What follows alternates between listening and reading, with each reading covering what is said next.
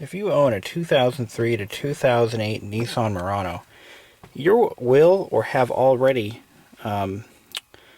suffer from the infamous seat frame problem. What happens is the driver's seat is under so much stress during the driving of the vehicle, getting in and exiting the vehicle, that the poorly designed seat frame brackets will eventually break. This will happen to every 03 to 08 Murano ever built, eventually. I got lucky, mine lasted 97,000 miles. The problem is, you can't just buy a replacement seat frame bracket. Unfortunately, the dealer nor Nissan will sell this part to you, nor do they stock it or do they manufacture it. Instead, you have to replace the entire lower seat frame. The cost is $780, and that's what I was quoted, just for the frame. Now that's not including labor or any of those other fees. So you've got a couple of choices, more so than the dealer will let on. You can either suck up and pay some $1,200 to have one replaced and installed at the dealer. You can buy the seat frame for $600 whatever dollars or whatever it ends up being. Or you could fix it yourself for $0.00. Or you can have the part subbed out. What I'm talking about is actually welding the seat frame bracket back together again, which is a very strong, long-lasting repair. So let's take a look at what mine did. I was driving along and cruising to some tunes on the radio, and life was good. Then all of a sudden I heard a loud bang, and the whole rear seat just fell backwards. It startled me for a minute, but it wasn't too bad. I mean, I was able to maintain control of the vehicle, but I have read reports of people losing control and crashing into people, pedestrians, other cars, etc. So I knew instantly what the problem was because I had read so many reports of this happening. I immediately phoned up the dealer and I said, okay, what's this going to cost to fix? Expecting, $300-400. Wrong. They wanted $680 for the seat frame. And that's a little excessive, I'm sorry. So I drove home, I looked under the seat, and I looked at what had actually broken, and I'm going to show you in a minute. And let's take a look.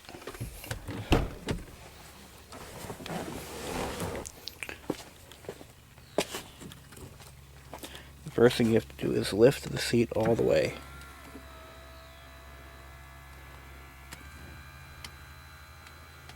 Okay.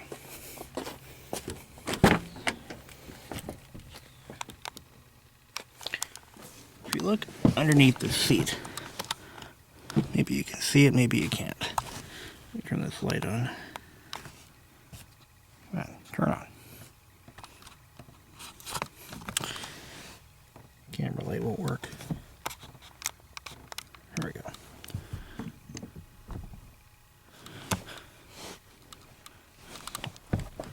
Alright, the bracket is right here. Right under the driver's seat. What I'll do is I'll peel this back so you can see it. There it is. This is the bracket that fails. Always fails, always will, always has.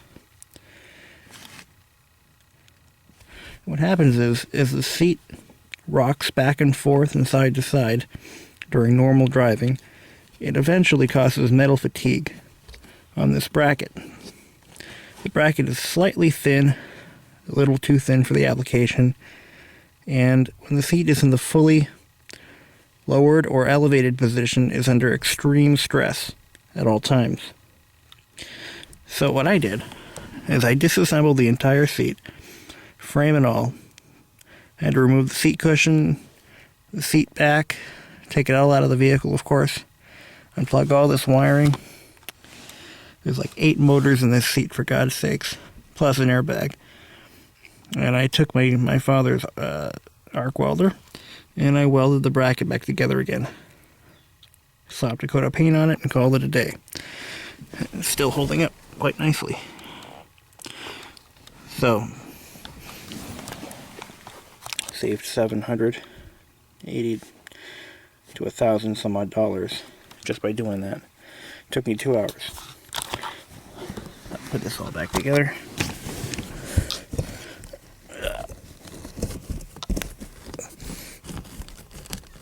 There we go.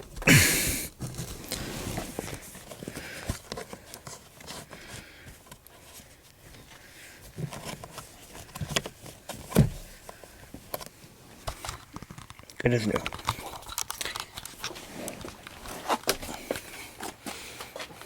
Of course, the first thing you've got to do before you remove any airbag components, including the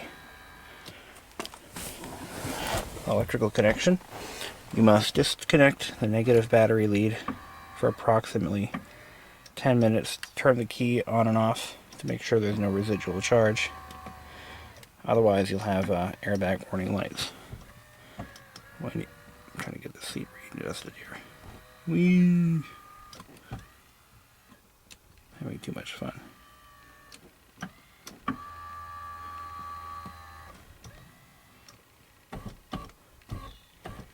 Okay, that should do it. It's really easy to figure out. The seat can be disassembled entirely right to the bare frame. And it should be done if you're welding it, because you could set fire to the cushion, but it only takes a few minutes once you figure out how it's assembled. No special tools needed. I think I used a 14mm socket to remove the seat from the floor. I used a 12mm to remove the seat support pan from the frame. You do that after you take the cushion off, which is simply snapped in place. One word of caution is you will slice your hands up pretty badly, like I did, if you're not careful. I got a really good one. Which finger was it? Right here. That hurt like hell. The seat pan, which is what the cushion sits on, is very sharp around the edges. They don't bother sanding down or smoothing off the edges of the pan, so you will cut yourself if you're not careful.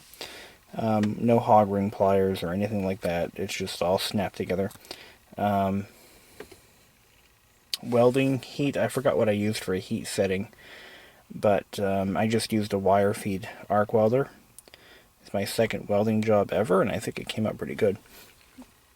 And line up the parts as best you can, because when it does break, if it breaks from the thicker part first, which is where it usually breaks, there's a thinner section of it that will remain, and that'll start to bend and deform.